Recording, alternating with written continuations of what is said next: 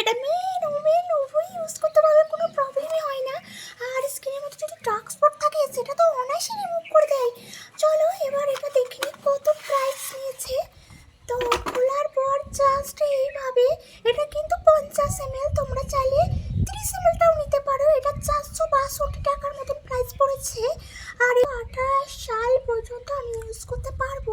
কাঁচের বোতল ভীষণ ভালো। আর এইভাবে কিন্তু ড্রপ। তো চলো আমি কনসিস্টেন্সিটা দেখিয়ে দিচ্ছি এইরকম, এই যে। তো এটা আমি ফেসের মধ্যে অ্যাপ্লাই করে দেখাচ্ছি।